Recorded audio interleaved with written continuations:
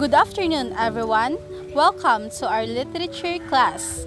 I am Kristelle Busayong, And I am Chelsea Gumawa. and we are your teacher for today. The cultural and historical background of French literature. So, French literature for centuries, an impressive facet of French civilization. It is an object of national pride and the principal focus for feelings of national identity. It is a high proportion of European literary trends have originated in French, and French are literate people passionately interested in questions of language and in explorations of ideas. In the Middle Ages of medieval period, it is in 10th century.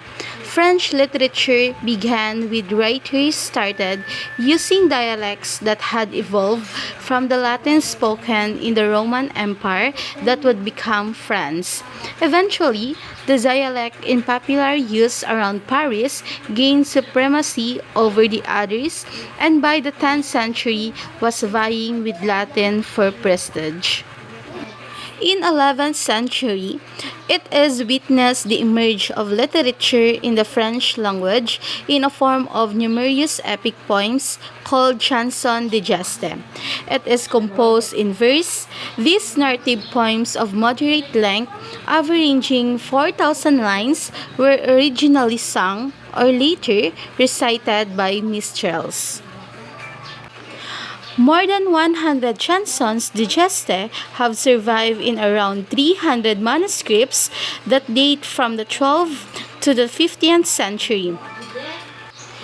In 12th century, more than 100 chansons remaining. The masterpiece is the Chanson de Roland, which narrates the death of Charlemagne nephew Roland in the rearguard action against the Saracens of the Frances. Exhibiting great skill in the differentiation of characters, this poem contributed to the awakening of French national consciousness. In the second half of 12th century, it is a romance courteous, or tales of courtly love, which were written in verse of the Romance tongue and were intended to be read aloud before aristocratic audiences, celebrating the heroism of knife fighting in honor of the ladies of particular importance was the Tristan and Cycle, which is the powerful, mystical evocation of the love as strong as that inspired poet in every part of Europe. In late Middle Ages, 15th century, the greatest French poet of the late medieval period was Francois Villon, theft, murderer, and prison inmate. The ne'er-do-well who was involved in criminal behavior had multiple encounters and law enforcement authorities. Villon wrote about some of these experiences in his poems. In 16th century, the French Renaissance, the literature gave expression to the feelings of rebirth popularization of printed books, which encouraged the transition of ancient texts and the development of precise critical methods. Humanism must begin first, the new ideal of humankind in relation to God and life. Next is the French Renaissance, 16th century poetry. The break with the past was more pronounced in poetry, new forms like the sonnet imported from Italy, as well as the Greek and Latin odes, all enjoyed popularity. But French poets were also interested in making of the native language a more supple instrument. The triumph of classicisms, 17th century. The golden age of French literature, France's political position as the most powerful nation in Europe during the reign of Louis XIV, was reflected in the preeminence of French literature. Academy, franchise created by Cardinal with the aim of regulating language and literary expression. Drama. France's greatest dramatists emerged during this period. Next is novel. The French novel also came of age. And last is the French Enlightenment, late 17th century to 18th century, the age of reason. Rationalism, an appeal to human reason as a way of obtaining knowledge, the deadline in the authority of the French monarchy. All social and political institutions came under question and eventually attack ideas assume sovereign power. Probably, no other country or century has witnessed such as concentration of intellectual talent as the presented by the French Enlightenment. Good day everyone, I am Michelle Gumawa, your next discussant. I will discuss to you one of the famous French author. He was Guy de Maupassant. Henri René Albert Guy de Maupassant, commonly known as Guy de Maupassant, was a prominent French writer born to a bourgeois family in the late 19th century. So when I say bourgeois family, they belong to the middle class family. He is best known for his mastery of the short story form, particularly the conte, or we know this as a story or a tale, and his works often explore themes of social realism and psychological complexity. He was influenced by his mother, Laure Poitevin de Maupassant, and the writer Gustave Flaubert. Maupassant's literary career began after he served in the Franco-Prussian War. He achieved significant acclaim with stories like Both the Swift, also known as The Dumpling, and La Parure, or also known as The Necklace, the latter being one of the most famous stories in the literature. Maupassant's narratives often feature characters from lower social classes and delve into complex human emotions, sometimes incorporating elements of horror and irony. Despite his success, he struggled with personal demons, including syphilis, which ultimately led to his tragic decline and early death at the age of 43. Today, Maupassant is regarded as a key figure in the evolution of the short story. Comparable to contemporaries like Anton Chekhov, and his works continue to be studied and celebrated for their innovative storytelling and psychological depth.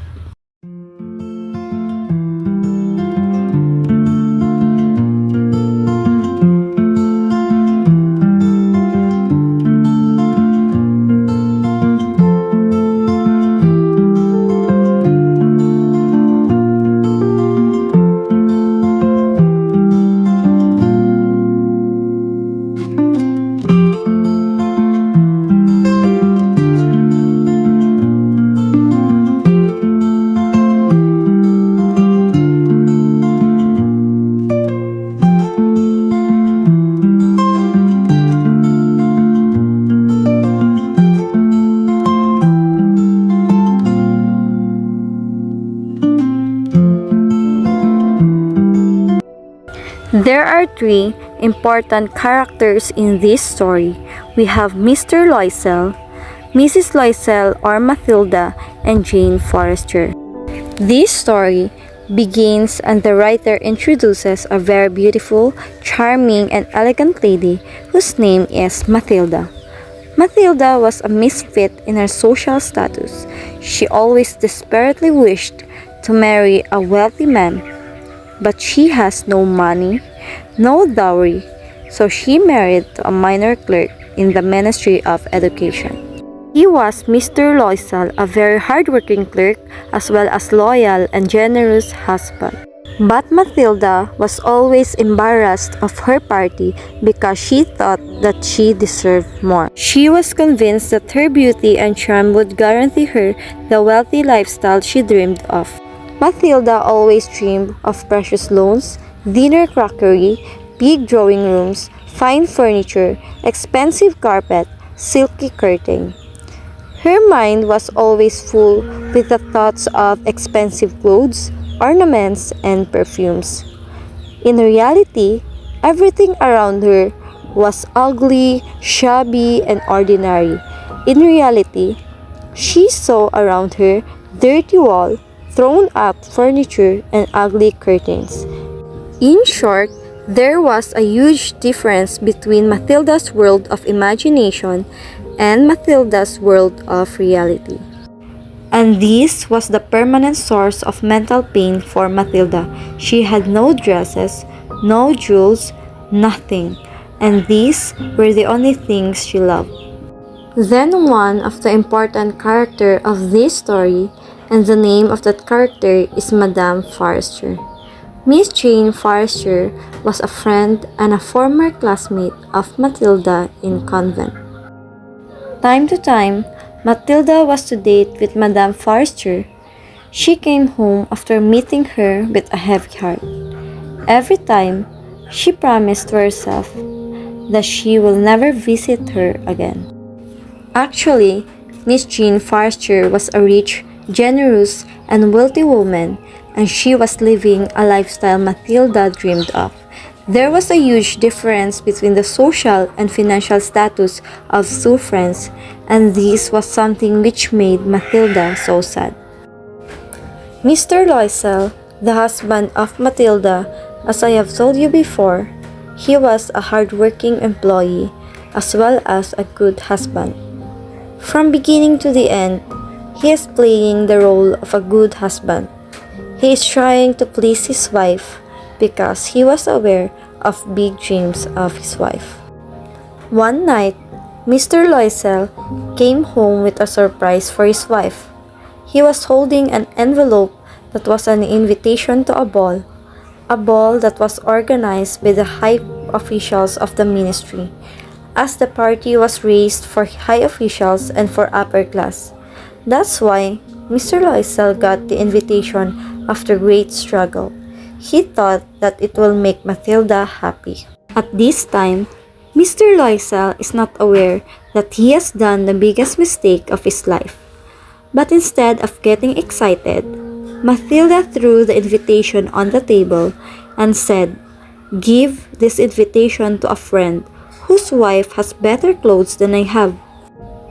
Loisel couldn't understand what's wrong with Matilda, so he asked, "What happened to you, Matilda? Why don't you want to go to the party?" Matilda answered, "I have no proper outfit for attending this party.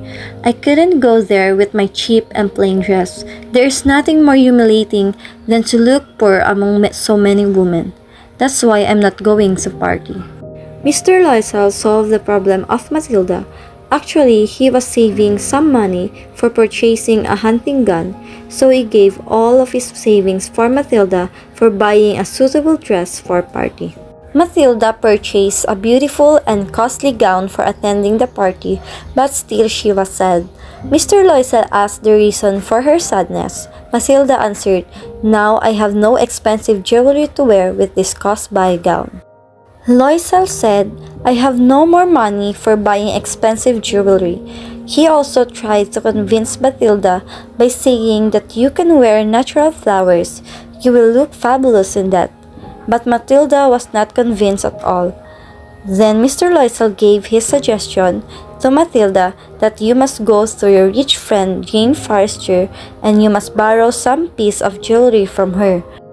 Matilda liked the suggestion, so she immediately went to her friend Jane Forrester and asked her to lend her some jewelry. Ma'am Jean generously offered her jewelry collection to Matilda and chose a very beautiful diamond necklace for wearing in the party. How Matilda was happy, satisfied, and ready to attend that party. In party, Matilda was a great success. Everyone was curious about her. Everyone was asking about her. Matilda was already beautiful and charming, but beautifully dressed and expensive jewelry was actually adding more to her beauty. Everyone wanted to dance with Matilda. Many high officials invited Matilda for individual dance, and Matilda was so happy that by the end of the night everything was over and now they have to return to home. Almost everyone in the party had their own convenience or buggies as it was too late. So Mr. Loisel arranged a cab for Matilda with great difficulty, and finally they returned home. Matilda was very happy in the party, but after reaching home, she was sad, and now she was standing before the mirror. Actually, she wanted to take the final look, of her beauty and pride. When Matilda was taking the final look of her beauty in the mirror, she noticed that her expensive diamond necklace was missing and she screamed loudly. Mr. Loisel came to the room hurriedly and asked Matilda, "Why did you scream?" And Matilda told him that my diamond necklace is missing. They tried to look for a necklace in the folds of dresses, pockets, clocks, but it was nowhere. Loisel went to search the necklace on the way home. He also filed a report in the police station for missing the necklace. And finally, at 7 o'clock, he came home. He was sad and depressed because now they have no necklace to return to Miss Jane. He gave this suggestion to Matilda, that write to your friend that you have broken the clasp of your necklace and you have given the necklace to the jeweler for repair, so you will return in a few days. By doing this, we can find more days for searching this necklace. Matilda did as the Loisel suggested. Both of them tried their best to find the necklace, but after 1 week, when they find nothing, they decided to replace the necklace with similar one.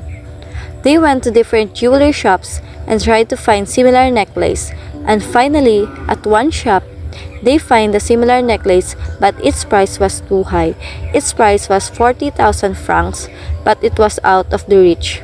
But they have to return the necklace to Madame Forestier at any cost. That's why Mr. Loisel arranged the money by selling his inherited property from his father and by pending money from his different friends and money lenders at very high interest rate. After selling everything, finally they arranged the money and purchased a costly diamond necklace and returned it to Madame Forestier. Now, they have returned the borrowed necklace, but a tough time of their life has started. They have to pay their debts at any cost, and for paying these high debts, they have to bring a drastic change in their life. Started to live in a poor locality, Matilda dismissed all the servants and maids. Mr. Loisel started part-time jobs. He also started documentation at very cheap rates, and also many other jobs. Matilda had to perform all domestic duties like cleaning floors, washing boards, washing clothes, grocery, shopping, and everything by herself. This hard time lasted for 10 years. And finally, after 10 years, they have paid off all their debts, even the single penny of their debt. During these 10 years, Matilda sometimes thought about the night when she lost that necklace. It thought that her life would have different if she had not lost the necklace. She also thought that how small thing can change a person's life so much anyhow. After 10 years, they have paid off all their debts, but the struggling life of these 10 years have deprived Matilda of her beauty, charm, and elegance, and now she has turned in an aged lady, a sharp and rough and tough lady like any other woman of her class. One evening, Matilda went to a nearby park for an evening walk, and there she met by a chance a beautiful, charming, and elegant lady. That lady was Madame Jane Forestier, the former friend of Matilda. She was still young, beautiful, and elegant. She was with her 10-year-old child. Matilda instantly recognized her, but she was trying to avoid her. But then, Miss Jean also recognized Matilda with great difficulty and asked, "Is that you, Matilda?" She was also astonished to see the condition of Matilda and asked, "Oh, my poor Matilda, how you have changed." And Matilda replied, "I have had some hard times since I last saw you." And then Matilda revealed the whole story of loss of necklace, and how she lost the necklace in the party, and how she tried to find it. And finally she replaced it with another diamond necklace, and how she spent 10 precious years of her youth for being dead, and she was taken for buying that diamond necklace. Miss Jean was stunned after listening this story, and she asked Matilda in astonished, "What did you bring a diamond necklace in place of my necklace? Why didn't you tell me then?" Matilda replied, "I was so upset and afraid, so I didn't tell you. At that time, just went to a jeweler shops where I find a similar necklace and I bid 40,000 francs for that necklace, which was out of my reach. And at this stage, Miss Jean Forrester revealed a very shocking truth to Matilda, and she told Matilda, "Oh my poor Matilda, mine was fake. My necklace was just an imitation and its price was not more than 500 francs," and this was the end of the story.